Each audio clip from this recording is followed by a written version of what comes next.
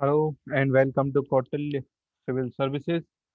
और हम daily current affair की सीरीज में आज लेकर आए हैं 9 जुलाई की करंट अफेयर। हमारी सीरीज का नाम है परीक्षा न्यूज। तो आइए शुरू करते हैं आज की परीक्षा न्यूज। तो सबसे पहले कुछ इम्पोर्टेंट खबरें जो नेशनल लेवल की खबरें हैं। डीआरडीओ और एआईसीटीई ने रक्षा प्रौद्योगिकी में एक एमटेक प्रोग्राम लॉन्च किया है, यानी एमटेक हुआ करेगी अब रक्षा प्रौद्योगिकी के कुछ विषयों में। ठीक है, डिफेंस टेक्नोलॉजी को पढ़ाया जाया करेगा। और डीआरडीओ और एआईसीटीई, एआईसीटीई वही है जो कि इंजीनियरिंग के कॉलेजेस को एफिलिएट करता है। सेकंड है कि नई दिल्ली के कश्मीरी गेट मेट्रो स्टेशन को भारत का पहला फास्टैग आधारित पार्किंग सुविधा मिल गई है। तो ये पहला कौन सा मेट्रो स्टेशन बना है? Kashmiri Gate metro station. तो ये पूछे जा सकते हैं, ये यूपीपीसीएस और RO UP triple S C, उसमें इस तरह के क्वेश्चन पूछे जाते हैं। इसके अलावा रक्षा मंत्रालय ने सेवानिवृत्त कर्मचारियों को पेंशन का भुगतान करने के लिए एकीकृत ऑटोमेशन प्रणाली स्पर्श शुरू की है। तो क्वेश्चन आ सकता है कि स्पर्श इनमें से क्या है? तो स्पर्श क्या है कि जो हमारे आर्मी के या जो हमारे एक्स सर्विसमैन हैं, उनको पेंशन देने के लिए, पेंशन पहले भी मिलती थी लेकिन पेंशन को थोड़ा सुविधाजनक बनाने के लिए कि सब कुछ ऑनलाइन हो जाए, तो उसके लिए ये स्पर्श नाम की एक ऑटोमेशन प्रणाली शुरू की गई है। इसके अलावा एक छोटा सा आर्टिकल भी हम कवर करेंगे। कुछ न्यूज और एक आर्टिकल कम से कम हम डेली इसमें लेकर आएंगे।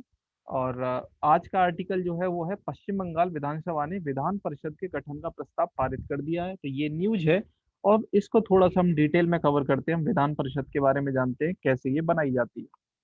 तो परिषद की स्थापना कैसे होती है? लेजिस्लेटिव काउंसिल की सबसे पहले जो बिल है उसको अपनी विधानसभा में उस स्टेट को प्रस्तुत करना होता है और उसके बाद राज्यपाल उसको मंजूरी देता है।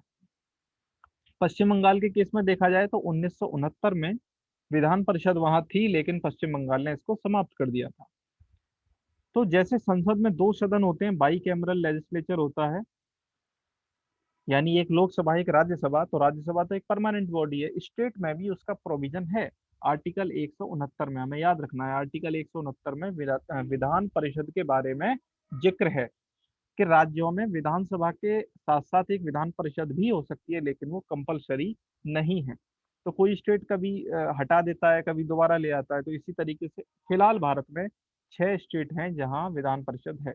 कौन सा है? आंध्र प्रदेश है, तेलंगाना है, उत्तर प्रदेश है, बिहार है, महाराष्ट्र है और कर्नाटक है।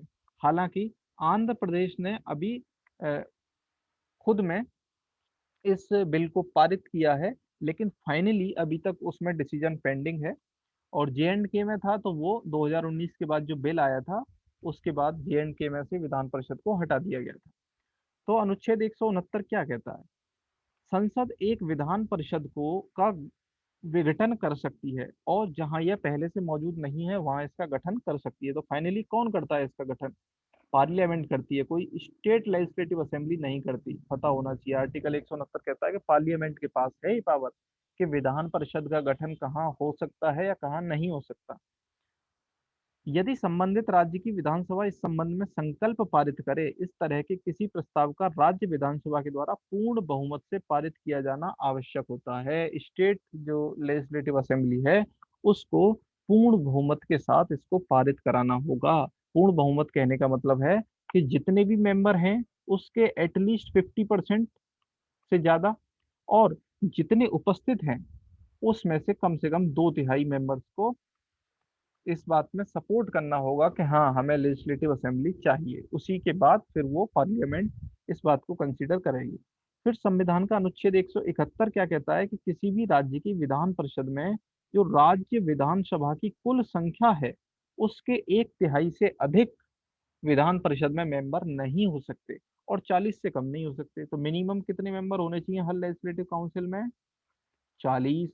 और मैक्सिमम कितने होने चाहिए? कि जितने भी तुम्हारे स्टेट में विधानसभा की सीटें हैं, जैसे यूपी में 403 है तो उसका 1/3 जितना हो जाता है, उतने से ज्यादा आपकी विधान परिषद में सीट्स नहीं हो सकती।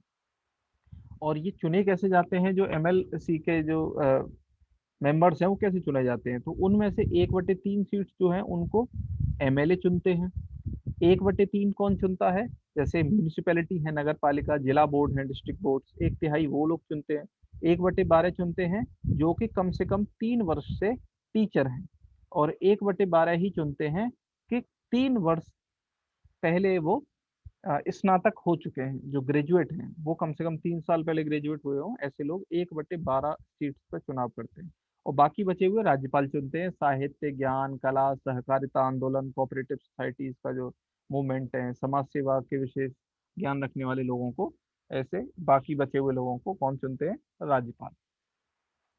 अगला आर्टिकल है, केंद्रीय मंत्रिमंडल ने 23,123 करोड़ रुपए की लागत वाले भारत कोविड-19 आपात प्रक्रिया और स्वास्थ्य प्रणाली तैयार पैकेज चरण 2 को स्वीकृति दे दी है। बहुत इंपॉर्टेंट, इसमें से क्वेश्चन बन सकता है। क्या बन सकता है, चलिए आगे देखते हैं क्या क्या था इस पैकेज में।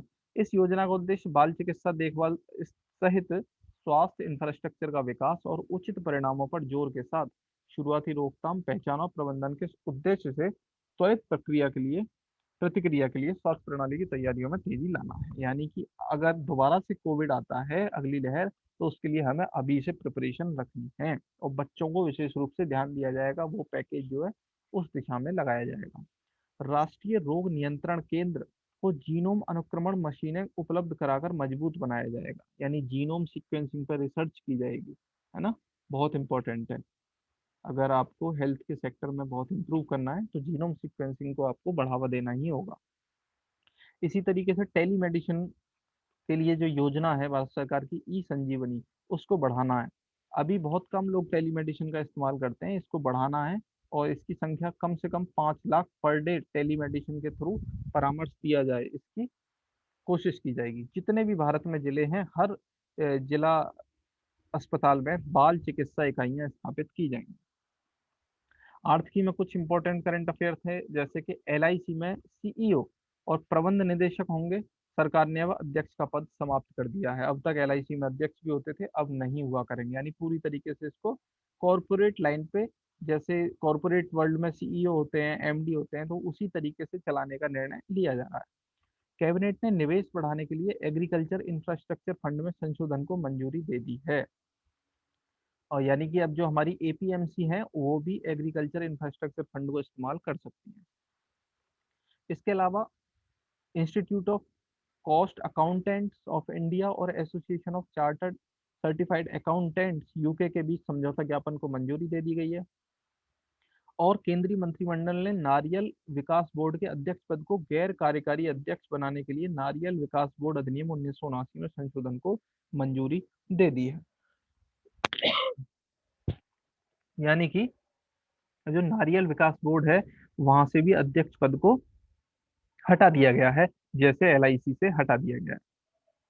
कैबिनेट ने भारतीय प्रतिस्पर्धा आयोग यानी कंपटीशन कमीशन ऑफ इंडिया और जापान फेयर ट्रेड कमीशन के बीच सहयोग ज्ञापन को मंजूरी दे दी। खेल कूद से दो इंपॉर्टेंट खबरें। पहला, भारतीय ग्रैंड मास्टर है निहाल सरीन, इन्होंने बेलग्रेड में सर्बिया ओपन शतरंज खिताब जीता है। क्या नाम है इनका, निहाल सरीन। सेकंड, ओलंपिक से जुड़ी हुई बड़ी खबर है कि जापान ने कोविड-19 के कारण टोक्यो में आपातकाल की घोषणा कर दी है और ओलंपिक खेलों के आयोजन स्थलों पर अब दर्शकों को अनुमति नहीं होगी। तो ये था आज का परीक्षा न्यूज। उम्मीद है आपको पसंद आया होगा। आप डेली इसको देखिए, हम डेली लेकर आते हैं। और वीडियो को देखने के लिए धन्यवाद।